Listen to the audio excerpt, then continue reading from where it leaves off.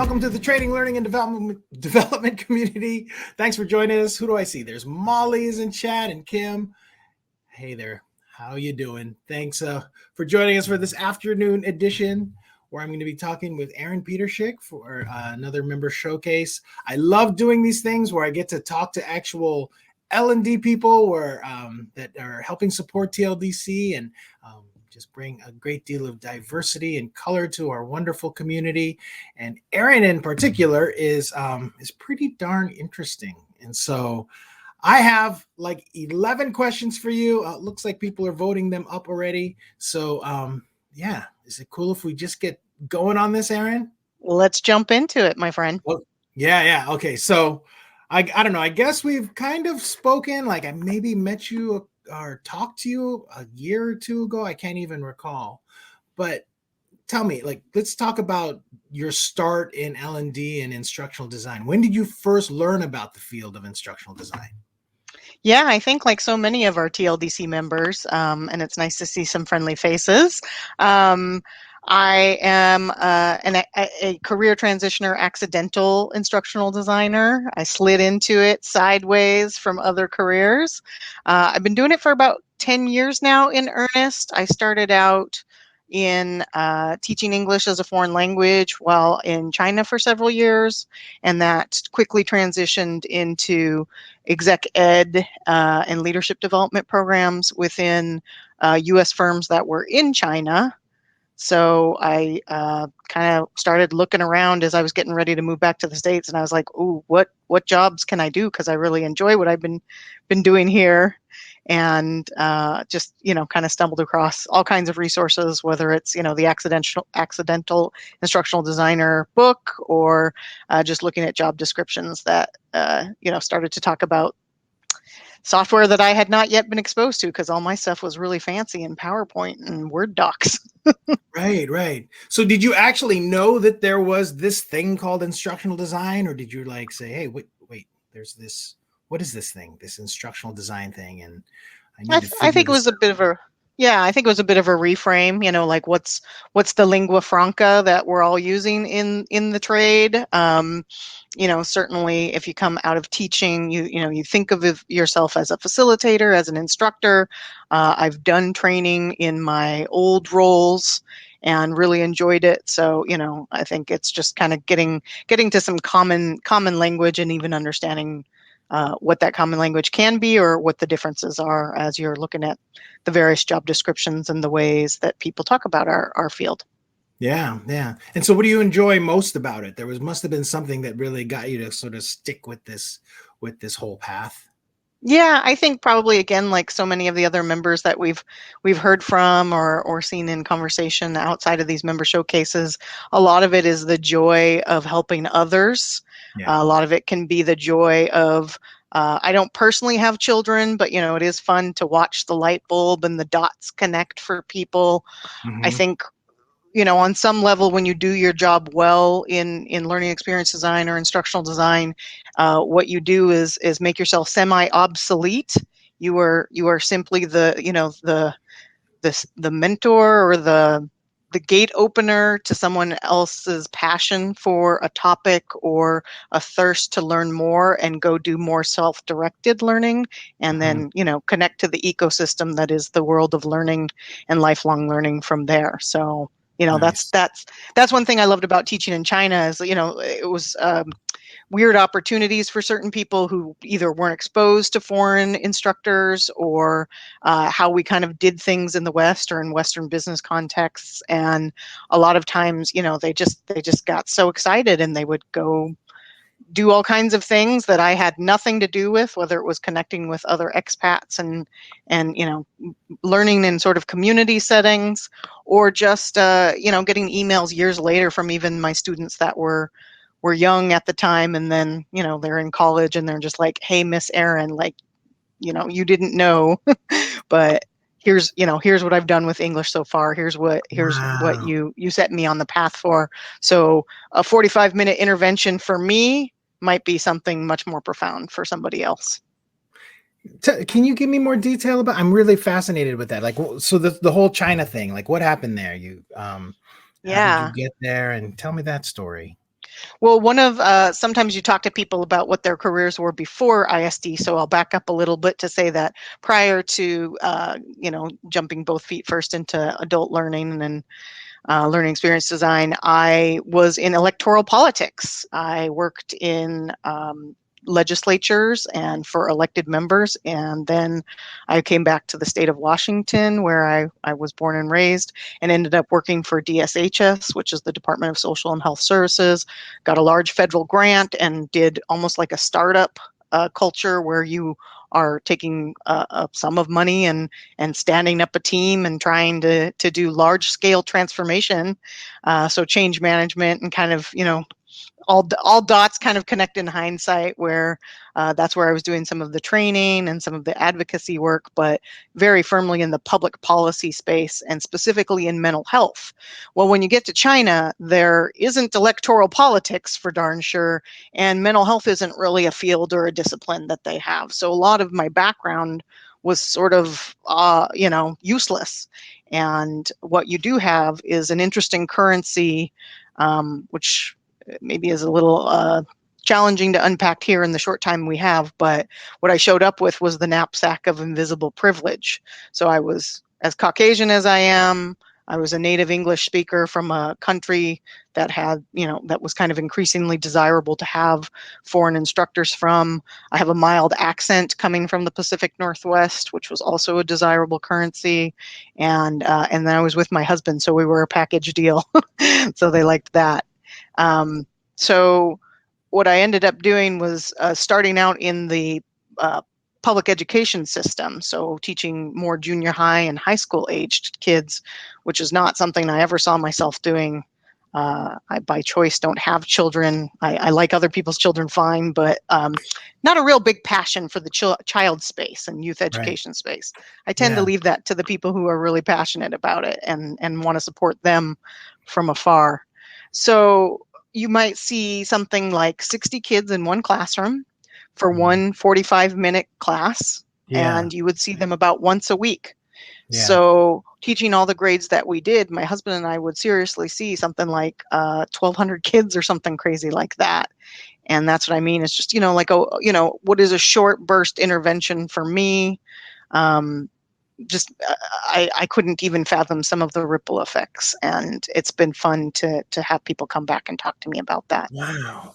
And that was true for my exec ed, the professionals, the Chinese business professionals who were trying to be successful in a Western company that had footprints in countries like China, also India, Africa, and how do you successfully kind of navigate cross cultures? That's always been something I'm interested in, because I myself have been an avid traveler and have lived overseas several times through my own gumption. So I have a lot of empathy for the sort of the learning friction and the cognitive dissonance and the culture shock that can come from both being in those environments and then trying to learn in those environments to adapt to other environments. How fascinating. Is your husband an educator too? He is not. He is a musician turned CPA. So both of us have had pretty significant career pivots, but we also are both very passionate about lifelong learning. And if anything, I would say it's even some of the glue that has kept my relationship thriving for the 20 years that I've been in it. Wow. Musician turned CPA. How'd that happen? Yeah, good question. His bio is funny because it'll quickly read something like, Craig got his bachelor's of music performance from the Berklee College of Music and promptly joined the ranks of the unemployed. Right. Wow, that's fascinating. That's a whole other conversation. I know you're a musician, and we've talked about that. And I've got my punk rock roots from my high school and even to this day. So we'll have to riff on that some other time. I know we definitely have to do that. That is really, really interesting. Wow. Did he play in any bands or something in Seattle, or was that not so much in Seattle? He's done some music performance in Portland, and then he did some in China, which was pretty interesting because there's not a big appetite for things like jazz. There's more of an appetite for classical, and he's trained in both because he plays double bass. So yeah, I know he's much cooler than I am. If you want, I can go get him. He's fun to talk to too. Nice. Okay, next time we'll have to schedule another conversation. Sounds good. So this is kind of a unique thing because I don't ever get to talk to any other event producers in a member showcase or even in TLDC. So I'm going to be asking you some of these questions, and I'm sorry if we go long on this, but I'm dying to know. I want to know more about, I had, it was years ago, Brent had told me about Learnapalooza, and I think he was friends with Darren. Yep. And I had kind of, looked at it and I'm like, oh, wow, how interesting. And, I love Washington State, love the Pacific Northwest. I have friends there. So lovely. I was really, really curious about it. But tell me the origin story about Learnapalooza. I want to know this. Sure. So one of the questions that you've asked prior TLDC member showcases is kind of what is one of the things that you're most proud of, and this would be one of my answers.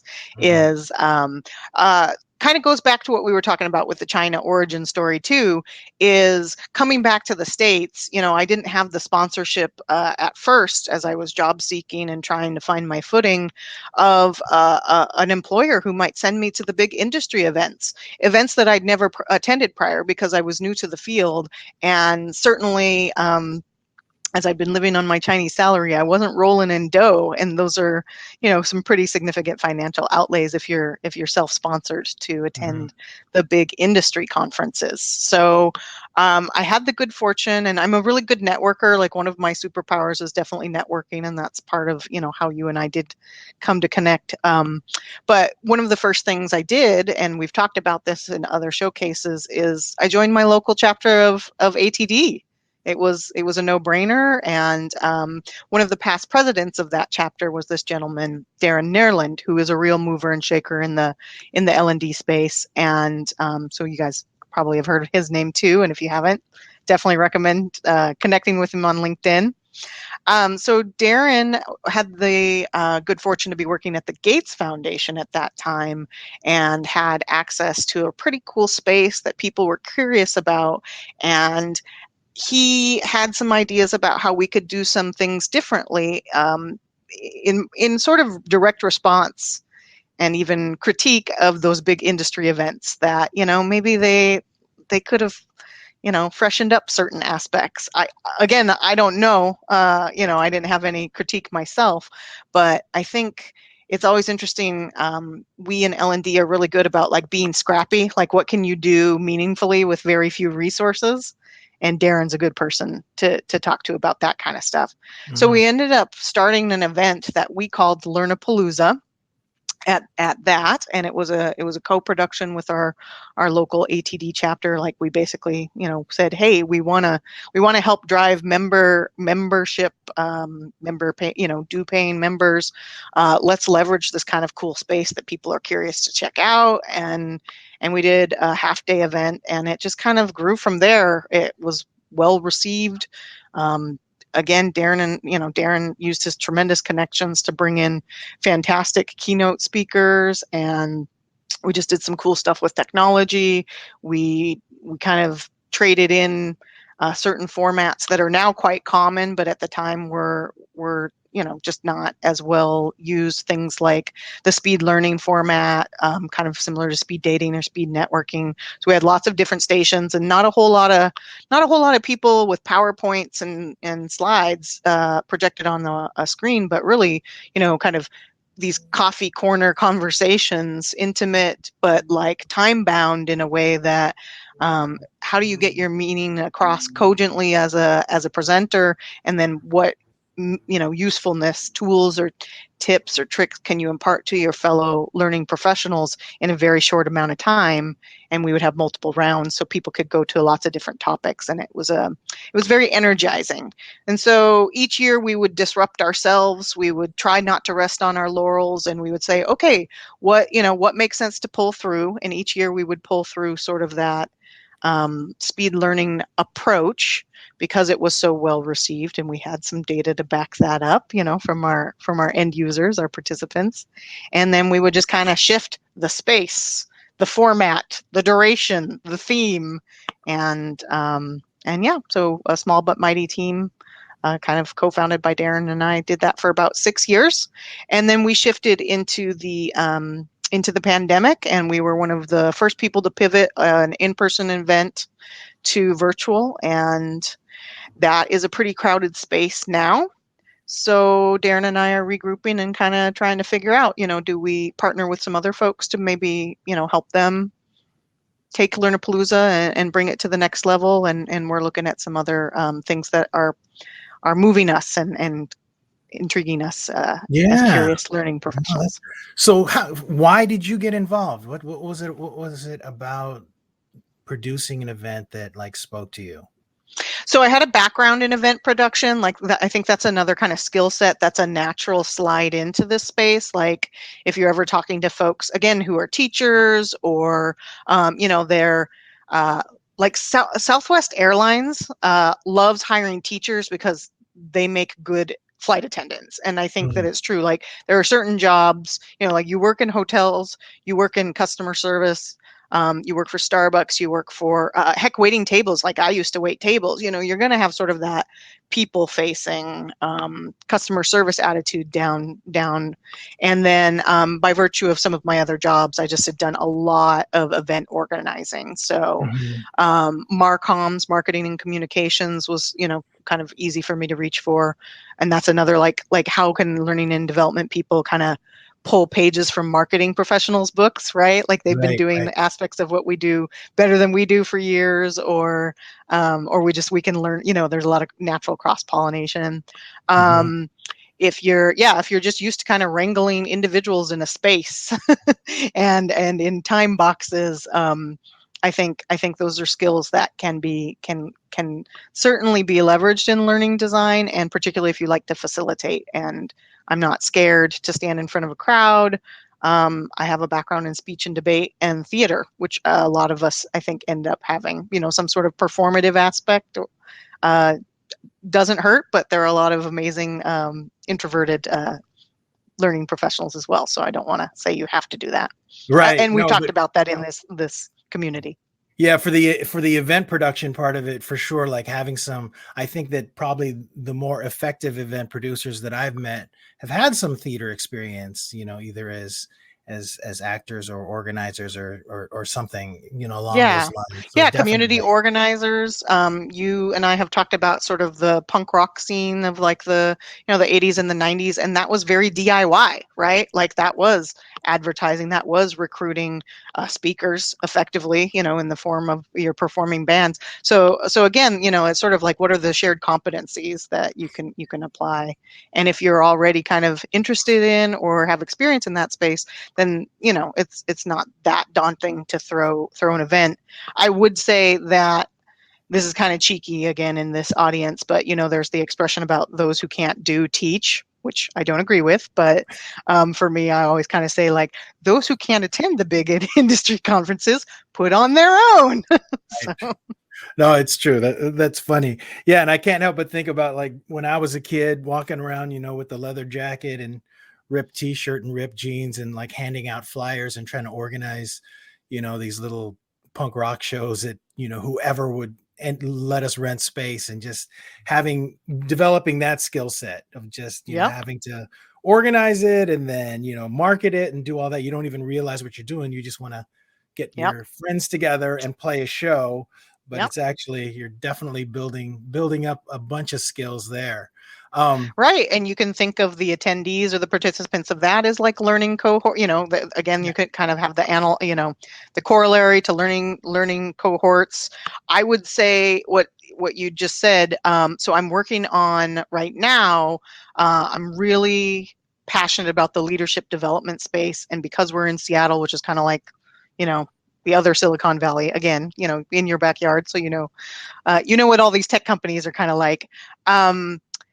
Technical leaders and individual contributors who don't necessarily want to pursue like the management track for career trajectory, these folks are also learning to lead from place and kind of be courageous, practice vulnerability. Some of these things that you're talking about directly directly show up in things like leadership development programs. Right. So, like you being courageous and handing out those flyers, getting good at storytelling and sort of trying to connect with people like emotively, like what's the hook, what's the with them, what's the, why should they take that flyer and maybe attend your event? And how cogently can you deliver your message in a short attention span time? Yeah, no, it's true.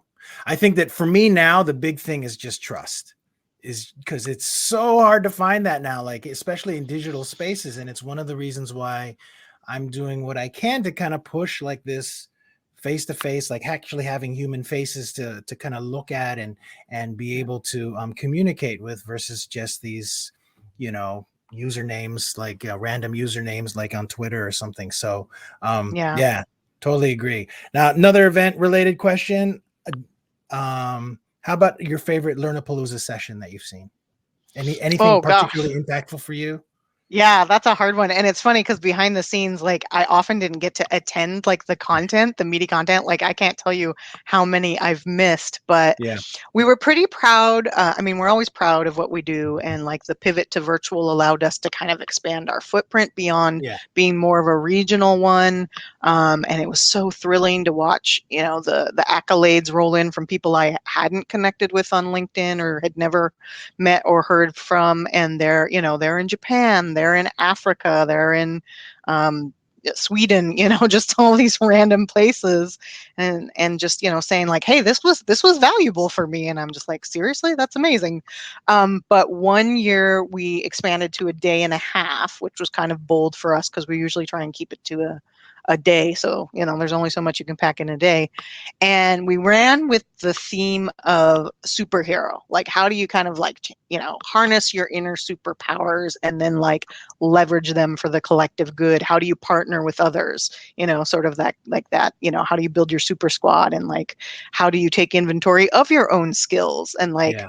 where do where are the gaps and how do you address those gaps? Like, not everybody has to be super at everything, but it's kind of nice to kind of know, where you are now, where you want to go. Mhm. From me to we, there's like the stuff I can do leading from place, or there's the stuff I can do leading with others or through others and scaling through others. So that theme was just really robust, and we just had Yeah. some fun, cool stuff. We really liked the sessions that kind of emerged from that, because so many of the facilitators and presenters, and really they were facilitators. We don't really do sage on the stage presentation. They just really took that theme and ran with it, and like were Nice. energized by it, and like participants were energized by it, like showing up in costume. So it was like this weird like jam of, kind of like almost, we didn't have a lot of cosplay, but like we had costumes even at the photo booth, and just how much people got a kick out of that. So like, don't ever discredit like a good themed party and your Right. party can be a learning event or conference. Mhm. Oh, that's awesome. That's a great theme. That's a fantastic theme. So just as somebody who is a conference producer, why do you think um, those types of professional development opportunities are important for L&D professionals in particular? Yeah, great question. And I think, if we wanted to zoom out and sort of look at the different personas who show up at those events, each of them are going to have a different what's in it for me. So I'm one of those people where I really like the stuff that happens in the margins. I like the hallway conversations and the Mhm. kind of the yummy, juicy, like connecty people moments that might happen in the outside of session time. But you might have people that are more of those kind of like, I am here to build my toolkit. And so can you, how can you check the boxes for those folks? You have people that are on different, stages of their own career. One of the things that I think is kind of challenging for us as event organizers, particularly if we're trying to sort of market to the middle of the bell curve of our profession, is your you're going to be hard pressed to attract sort of the C-suites, the director types. If you can, you get them in as your facilitators, your presenters, your keynoters, because they do have, they have the business perspective that's so critical for us to understand.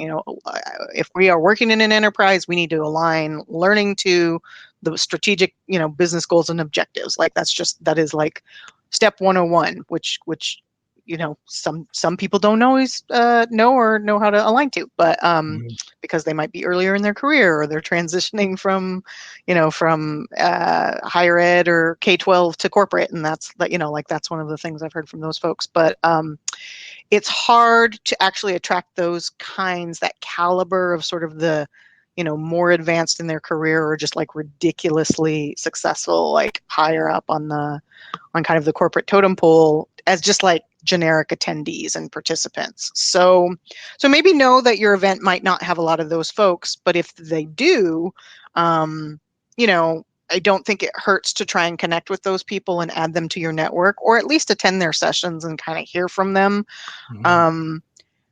We, as much as we would be alternative, like you might not see us inviting in like ATD Ice brings, the Oprahs and the Obamas, and those are the star power that absolutely justify attending those sessions, paying the ticket prices or whatever.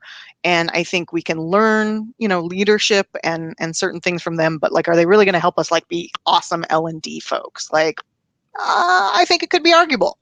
So when I'm designing, when we've designed Learnapalooza events, we were again looking for like who are sort of the star power, but also can like help people like advance their mental models around learning, their skill set as people who are trying to help other people learn, their business acumen, to be successful in their own career and trajectory, or if you have those individual freelancers and ICs or consultants, like what are their needs, and trying to design programming that meets their needs.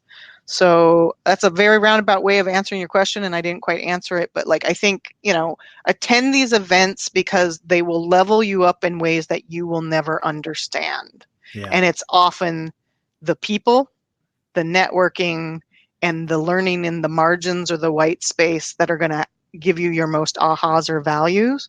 And that's certainly true for me in terms of like almost every job I've gotten since moving back to the States, and getting involved in this community has been directly tied to my brand, my personal brand as a co-founder of Learnapalooza, or just the people seeing me in action as an event producer, or or just they like how I show up in the learning space. And I haven't gotten all my jobs. I haven't gotten everything I've interviewed for, but it certainly directly has influenced my employability and really personal brand and wonderful network. I'm small potatoes compared to some of the amazing people out there doing just cool stuff. Right. Do you think it's particularly challenging to produce an event for trainers? I think that the answer to that question now is different than it would have been even 18 months ago. I think with the pandemic, we've seen some sort of pandemic-driven growth in both our industry and really the ability to deliver meaningful, not in-person events or hybrid events. That the event production tools that I was looking at when we were preparing to pivot to virtual, because we had a low budget too, like it depends on your budget, like what was available in the event space totally ran the gamut price-wise, was not particularly designed toward meaningful connection or learning. It was very classical, sage on a stage, event production, etc. Now, I think that you're seeing more people enter the space that bring various backgrounds for things like, hey, have your most engaging virtual meetings possible, or your most engaging virtual conference possible. And like you see MCs and like team building and networking activities that are just like sophisticated or fun and funny.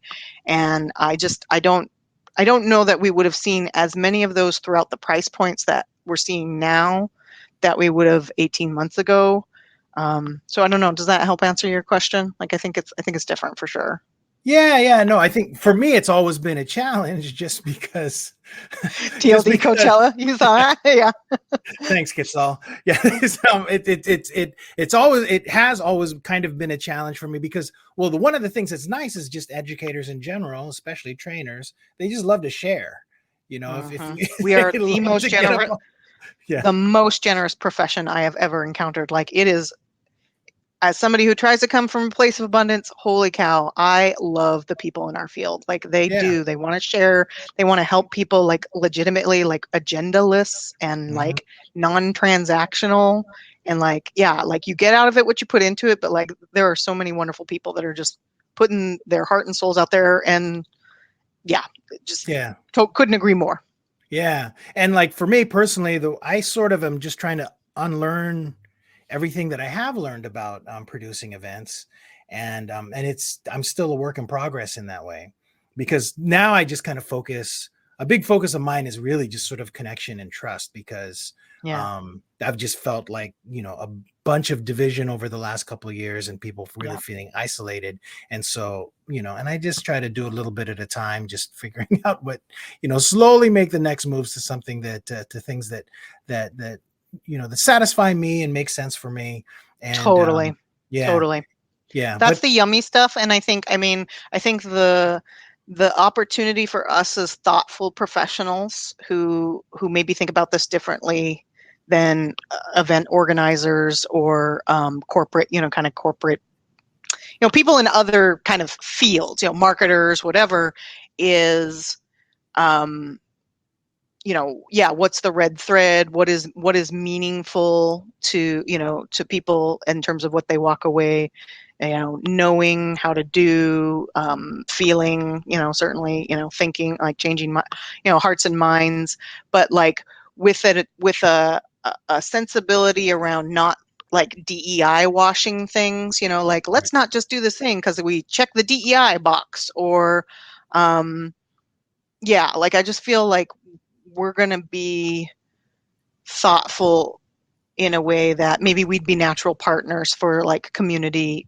organizers and social justice activists. Like, we Right. kind of bring different, like, we could complement them and they would complement us to get to things that are those trust and sort of connection, and like reduce the polarization that we've certainly experienced here in the United States. It's been, head spinning for me coming back, after, we quite a few years away, and then I'm just like, what is this place that I've returned to, and like, how do I not stay in my own echo chamber, and like, what are my, what is the onus on me to learn and grow in these spaces that I might have been aware of but haven't really embodied or lived in. Like, total work in progress there, I'm not going to lie. Like, I lost my mom this summer and I am grieving and I am a mess. I am Yeah. useless to most Yeah. people. I am not on LinkedIn like I used to be. I am barely showing up, in certain spaces. I'm like, and I got to take care of me right now. And that's Oh, even how I definitely. felt, Yeah.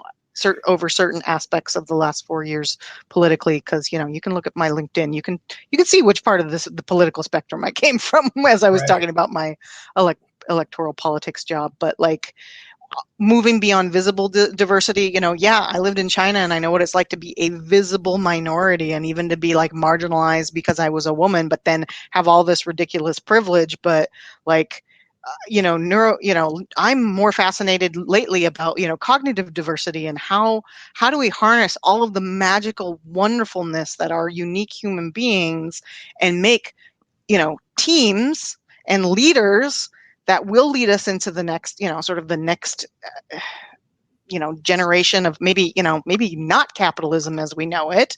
Yeah. And like, we have all these buzzwords around innovation and disruption, and I'm like, yeah, what leads to innovation?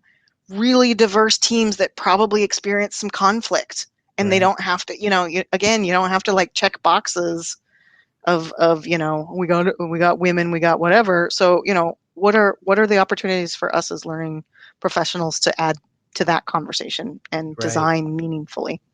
Yeah. And I do feel like this is a time where we can get out there and discover and explore and and just be able to sort of saturate ourselves with these kinds of these new things that they're just available to us, that like the old rules have kind of they're gone. And that's how I try to look at everything now. I just redo all my systems and processes on a regular basis, because things are changing so quickly, and I feel like that's just kind of the way that things work right now. And I do Yeah, feel and like that's one way for you to lean into continuous learning and continuous improvement, which is, again, sort yeah, of buzz phrases, but what does that look like for yeah, individuals, for teams, for companies, for leaders? yeah. And it is it feels good for me to try to do, to focus on social justice initiatives, and and have conversations about that. Also because since we're a small community, but one that is full of a lot of heart, I think that those conversations are they're more, I don't know, they're more acceptable within this group, I think, probably because of the trust that I'm trying to establish or try to create, and Yeah. also the transparency that I have. I mean, I think most people know that right now I'm in my office music studio that used to be like a shed, and I just work out of here. And Hey, small and scrappy. That's like my middle name. That was Learnapalooza. Like you don't need to have a big budget to make a big impact. oh And yeah, and totally. thank you for creating those spaces. You're also making me think of a lesson that I keep learning, and I learned certainly around Learnapalooza and the event stuff. So it'd be curious to hear your take on this as well. Is um, Sometimes when I'm feeling stressed, I have a tendency to sort of overexpress my individuality, very heads down and like go it alone. But what I need to do is lean into, my deep, deep need and value for connection and community. Mm, Um, so don't forget all the help that we have surrounding us, and mm, crowdsourcing, and like yeah, putting multiple heads together. Like I love thought partnering, and so like if you're experiencing pain points as you're sort of revisiting design, or how do we meaningfully create these trust and sort of kind of vulnerable connection moments, or long moments, or whatever you want to call them, spaces in the TLDC community, is like put it out to the wise crowds that are yeah. the community themselves, and Uh, and don't go it alone. Is I didn't hear you say you were going it alone, but just you made me think about that as we were no, really struggling with like the pivot to virtual and just like the compressed timelines. Like I got backed into a corner, and I was just like, you idiot, you literally know this about yourself. Like that community and connection is so important to you, and you have this amazing right. network that you talk about all the time. Leverage them. And I did, and I like busted Wow. through some like wicked problems that I was kind of banging my head against, because I kind of couldn't see the forest through the trees because I was so stressed out about stuff. So Yeah. No, Erin, I really appreciate you saying that. I mean, that is a big thing for me. It's something that I'm grappling with now, because we are planning on producing like a community DEI event. And, I'm coming to this realization that I have always quietly tried to do these things like create a more diverse sort of audience. But I didn't say anything because I didn't feel like my bosses would appreciate it, because they were a different ethnicity than me, or I was different from them. And so I had to just quietly sort of, try to make things happen. And I was still doing that. I was just quietly trying to like, make the program, have make it more balanced as far as gender and ethnicity. And I have to stop doing that. I have to be a lot more transparent and just say, yeah, this is what I've been doing all along, and I need to own it. So yeah, yeah, I mean, like think about like, clear communication of learning objectives or whatever, where you're yeah, like, these are the objectives, here's the why, here's the mhm, value prop behind it. Like if you yeah, want to, again, kind of borrow from the marketing playbook, what's the value prop to the various people along the adoption curve or whatever. Um, and and then just the nothing about us without us. Like again, like I have no room to talk, I am probably a hypocrite, and have done so many gaffes and foot and mouth and all of that. but mhm, but coming from an authentic space, or coming from a space of curiosity and learning is requisite for yeah, and just you're never going to be good at this. Like that's the point. You don't stick the landing. And there's some tremendous resources out there that I've learned so much from, and I'm happy to share them with the community as this chat, if it makes sense.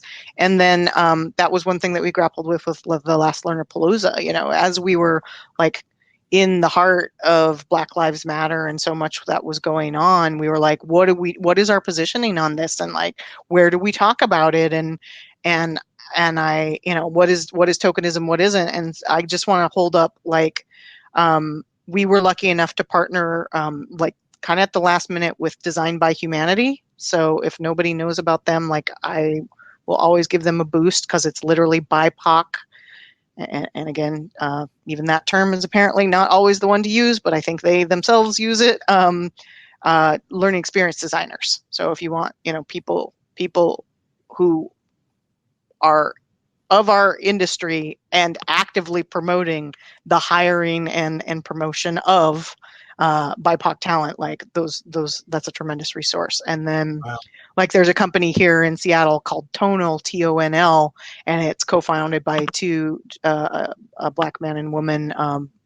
I think one's from the Seattle area, and I think the gentleman is from outside the U.S. But they create this beautiful, you know, kind of counter to Getty Images stock photos and imagery of people of various ethnicities and lifestyles. And so Yeah. like if you're looking for those kinds of assets, there are companies out there creating them, and you know, like let's patronize them, let's boost them, because we are all better together. Yeah, I have to reach out. Designing for Humanity folks. I think I've talked to a couple of them, but I need to pursue more conversations with them. I need to Yeah. investigate them further. Thanks for sharing that.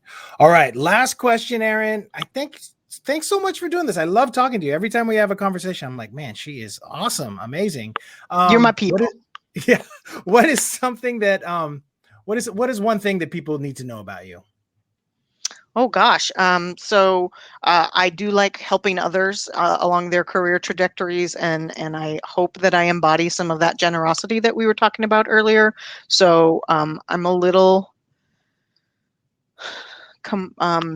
contracted in my putting myself out there as much lately, but at a minimum, if anybody would like to connect on LinkedIn, my superpower is connecting people, and yeah, in every job I do and in everything I'm like, you know who you should talk to, and then it's, you know, Yeah. so informational interviews, things like that. So people should know that I'm pretty open door when it comes to that, and just work with me on getting on my schedule if you do want to talk more. Love it. And if not Erin, me, someone else, you know, I'll point you to the someone else. thank you so much for taking the time to talk. I really appreciate it. And if TLDC can be of any help with you or Learnapalooza or anything like that, please don't hesitate to reach out. This is just we have a great group of people here, and we're just forging ahead with what we want to do. So Agreed. And I think you're occupying the space beautifully right now. I am happy to happy to let you, you know, kind of take the lead on that, as you know, Darren and I are kind of figuring out what's next for us, and what the next. But I do think, yeah, again, better together. We could do some cool stuff. And sure. Thank you for everything that you're doing for TLDC. I haven't been able to show up as much lately, but like so amazing, the people, the offerings, the platform, the frictionlessness of all of these connections. And thank you all, everybody in the audience, for showing up at 4:00 on a Thursday. So yeah, thanks everyone.